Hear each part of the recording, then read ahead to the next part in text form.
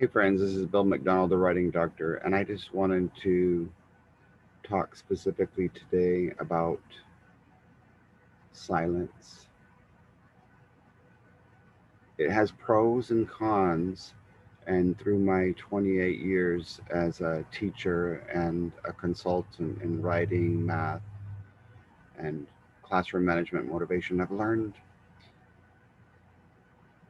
the importance of when to be silent and when to speak up. And I have a couple of funny short stories I want to share with you about silence and a couple of serious stories that I'm hoping that can help you as teachers learn how to learn from my mistakes so that you don't have to make the same ones as teachers, as moms or dads or friends or husbands or wives. Most of these are going to be student related or teacher related because I'm an educational consultant. So if you are struggling with any of these areas, I want you to do me a favor and share or tag a friend if you know that that person is going through one of these areas. I'm going to talk about four areas. Remember, my company is called May the Fours Be With You, two fours. But the prompt, the expository or persuasive prompt, might be write about the importance of silence, when to be quiet, when to shut up, and when to speak up. Or it could be write about whether or not silence is truly golden, or write about whether or not there's wisdom in silence, or if whether or not silence leads to peace. The four areas that I want to share with you is silence is embarrassing. Sometimes we need to speak up. Silence number two is painful. When we don't say things or don't get things said to us that need to be said. Number three, silence is golden. And number four, when silence is dead. So let's start off with the funny one.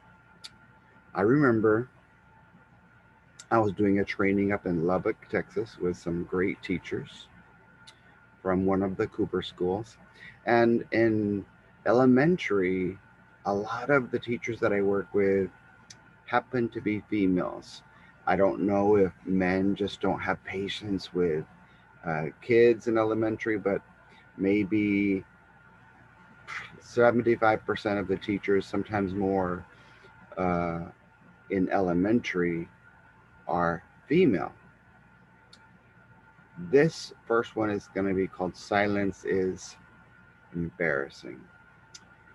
I was doing a teacher training in their library, and in most teacher trainings, you work for a couple of hours and you take a break for a few minutes, then work for a few more hours, take lunch, and do the same routine in the afternoon. Well, from the entire morning, I think it was like 8 to about 10 o'clock or 8 to 9:30, I was giving my presentation and I felt good. I was going 100 miles an hour, and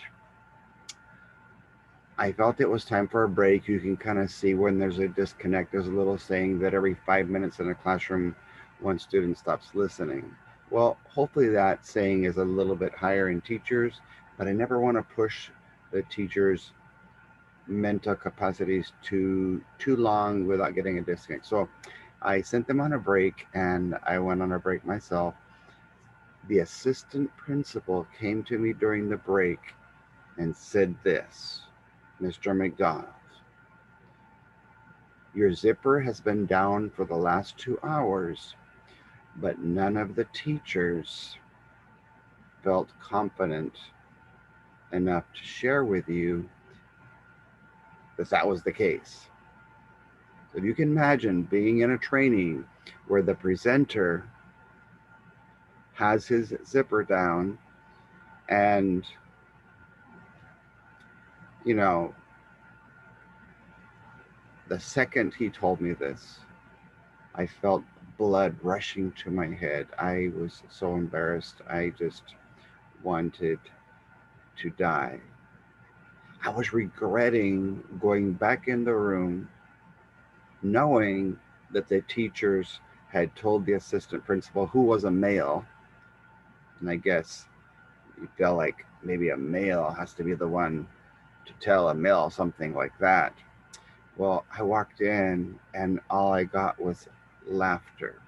And I'm not sure if they were laughing with me or at me, but that was embarrassing. So I'm just going to suggest to you, sometimes if you don't speak up, it's embarrassing, not just for you, but for the person.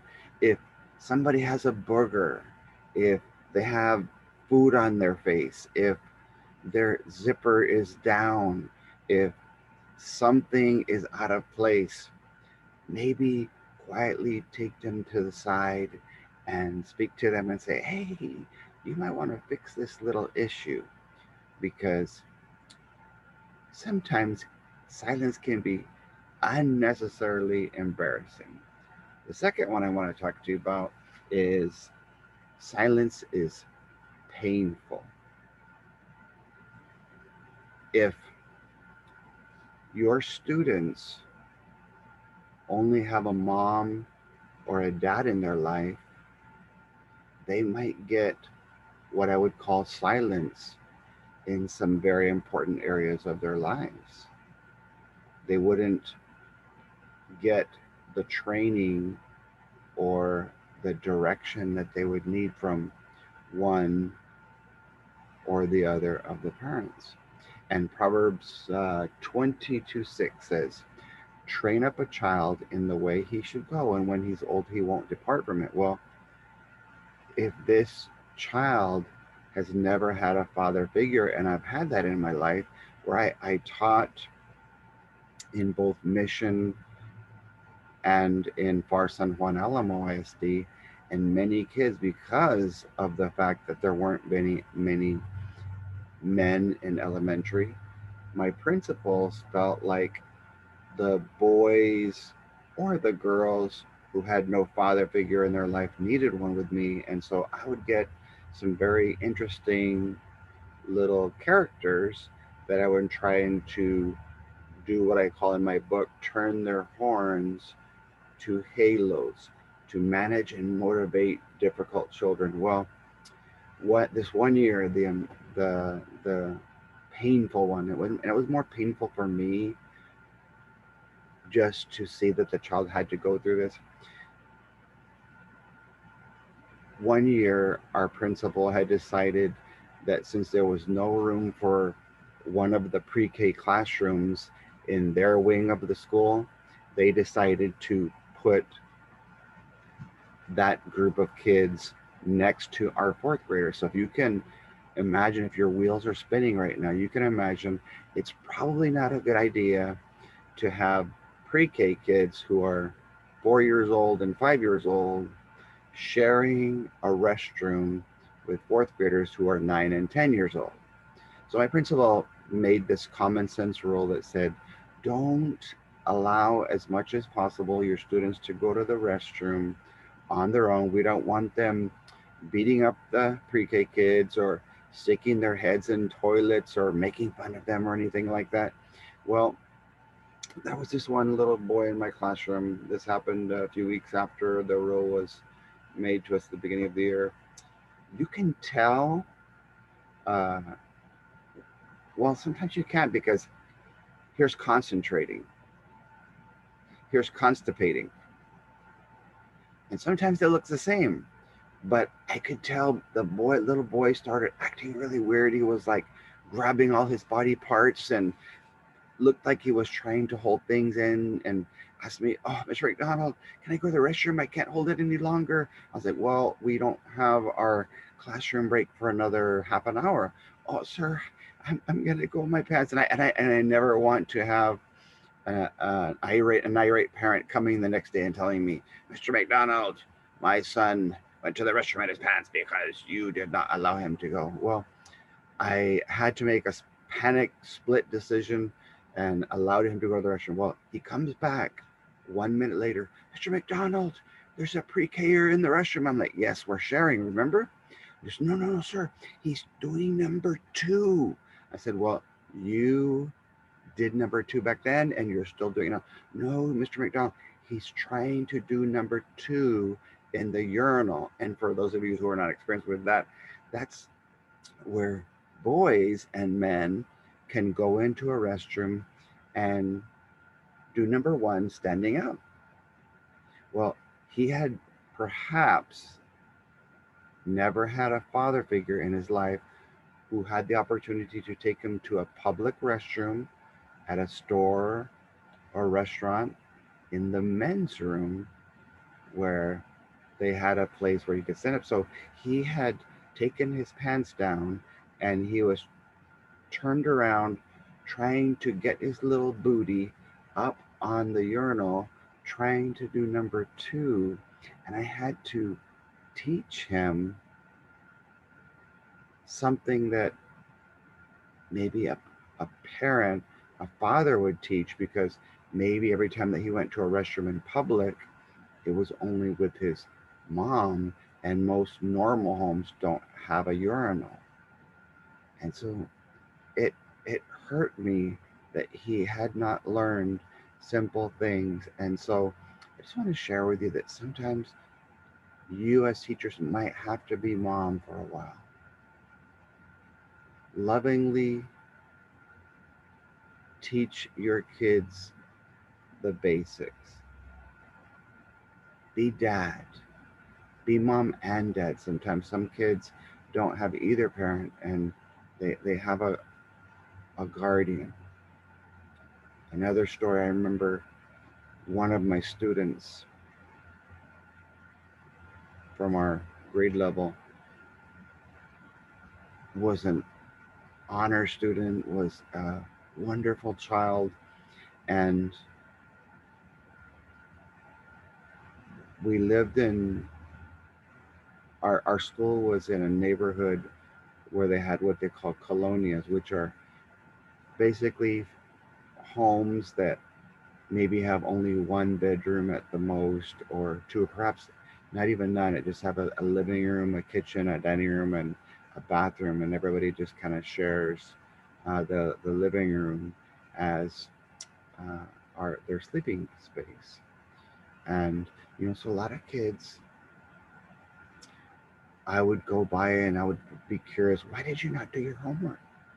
Why did you not uh, get the assignments done that I gave you? And I was asked by my principal to just take a drive around the neighborhood, and I saw that many of the kids, because they told me and they showed me, that they had water hoses coming in from the neighbor's house, and that was their way of taking a shower through a little window, and their neighbor's not going to always want the water running. Their electricity was an extension cord with a power strip on the end, and so you would borrow the neighbor's power for a few hours. And so that's a couple of areas. But the most painful one for me,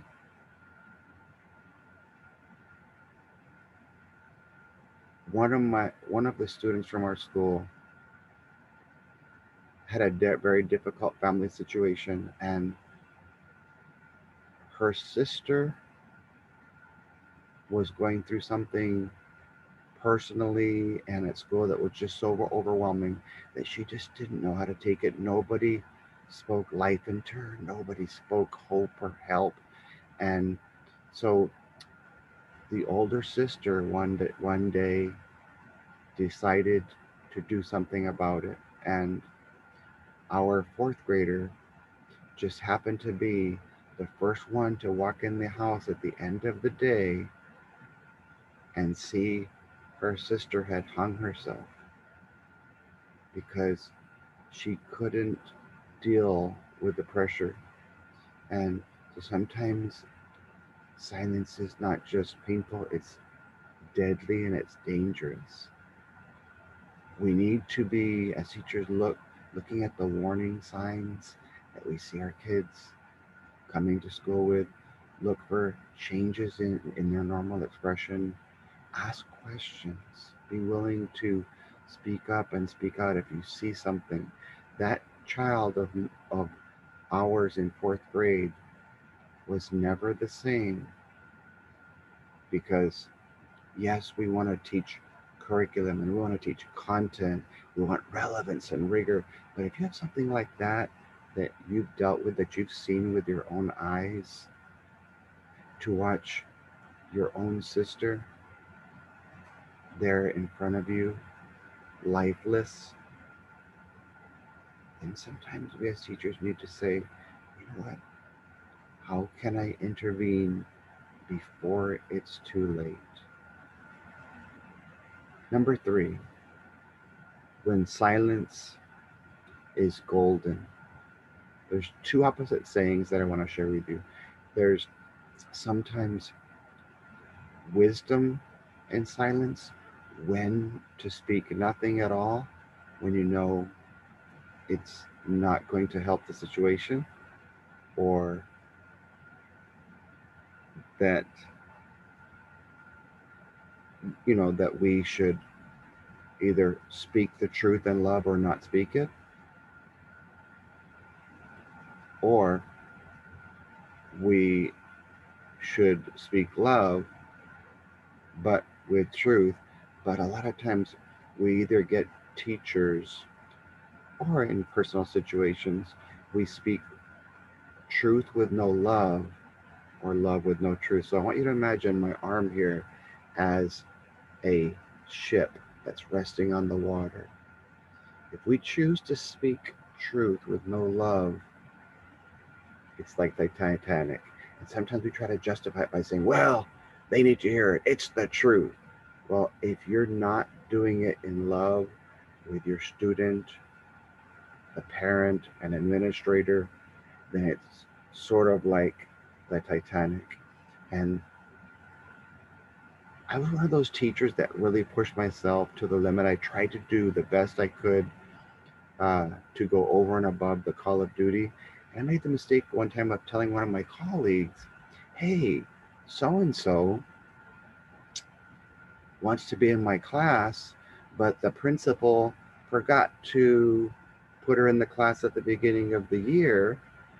And I hear that she's going to ask the principal if she can be moved to my classroom. Well, my friend did not take that too well. And so when the principal walked over to his classroom and removed that student to place her in my classroom, it caused a wall, it caused bitterness between us for several weeks, in fact, several months. I remember, and it was painful for me when I would walk into the lounge to eat lunch with them. He would get up and he would go to his classroom. And I don't remember how long it took us to get over that, but I remember one day we just had a conversation about it. And we put the past behind us. And the happy ending to that story is that I got to teach his son in my classroom. And on my last year of teaching before I went into consulting, he gave me the blessing of teaching my twins, Zachary and Kanea. And so we just had to learn how to speak the truth with love. And I think sometimes as administrators, be careful not to brag too much on some teachers and very little or none on others, because sometimes we feel like we're working just as hard or we're doing what we're supposed to be doing, but all of the attention, all of the honor and the recognition are going to other people. And there's a story I want to share about the crabs, and that some of you may have heard it. They say that uh, the crab traps in a certain type of crab are set up so that there's nothing really keeping them in the crab trap except the crabs themselves. Let me explain that when a crab goes in there to eat the meat, it hangs out and is no rush. There's food there, lots of food, so there's no reason to leave. Well, after a little bit of time, another crab can sense or smell the food and it'll come in and it'll eat, and another one, and pretty soon the trap is full of crabs. And if one crab decides to say, well, I'm full, I'm leaving, when it tries to reach up and climb its way out of the crab trap, one of the other crabs pulls it back down. And this will happen a couple of times. If that crab persists and continues to do that, then they break off its limbs so that it can't do it. And it, with whatever limb it has left, if it tries to leave again, then they pull it down and kill it. And that's not a very sad, very happy story, but I think in the case of truth and love, or love with no truth, sometimes the only difference between humans and crabs are that crabs live in the water. And we have to remember that sometimes there's wisdom in silence. If we can't say something nice or think about how to say it in a positive way, then don't say it at all. Now, the other one is speaking love with no truth. That either as teachers, we want to just be buddy buddy with the kids, we want to be caring, and we want to just make sure that we're popular. We care more about what people think about our posts on Facebook or Instagram than we do what our own families think. And so if you speak love with no truth, you're also the Titanic, a sinking ship. Because what's going to happen soon is that your students or your children or your spouse will walk all over you. If you know the truth, and if the saying is true that the truth will set you free, well, no one's going to be set free because you're never going to tell them what they need to hear. I remember a situation where one of my students was very unpopular for whatever reason with the other kids in the classroom, and they were always doing things to him or saying things that caused him to be hurt physically, emotionally, or mentally. In this one particular situation, I remember he was walking back to his chair in the back of the classroom, and one of the other students, just to make his classmates laugh, stuck his leg out and caused the student trip and go flying headfirst into some chairs, and he cut his head open and had to go to the nurse. And I can't remember how bad it was, but I do remember having to give my kids a little speech about why we shouldn't do that. I felt like I needed to speak the truth in love. So I told the kids something to the effect of, guys, we're a family. We're supposed to, this classroom, we're supposed to love each other. We're supposed to care for each other, watch out for each other. We may not all agree on opinions and how we feel about life or things, but we need to stick together. And I'm like, that kind of behavior does not belong in this world. Well, I don't know if this has ever happened to you, but sometimes students and adults can twist your words to make them say things that you didn't really say. Perspective is the way that someone looks at things. And there's a saying that says perception is reality. And so the student went home and told his father, oh, Mr. MacDonald said that I don't belong in this world. And that wasn't at all what I said. I said that that kind of behavior doesn't belong in this world, in this classroom. And When the parent came in the next day, because he was one of those I'm all love with no truth, he didn't even ask how the student who his son had hurt and cut his head open was doing. All he asked was, why are you telling my son that he doesn't belong in this world? And so, fortunately, I had given that speech to the entire classroom, and so all of them got to hear it. And I had several kids that were willing to back up. Now, sometimes we need to take kids aside and say things in private. And so I'm going to highly suggest that you have what I call the class president and a vice president. And if you have to speak something that might be a little painful in public, but in private, take your class president and or your vice president out in the hall along with the student that you need to say something to, so that they can hear what they might need to hear from you that they might not be hearing at church, because they might not be going to church, or they might not be hearing it from their parent because their parents are spoiling them and they're giving them all love with no truth. The last one I want to talk about is sometimes that truth is painful or deadly. I love my dad. He's no longer with us, but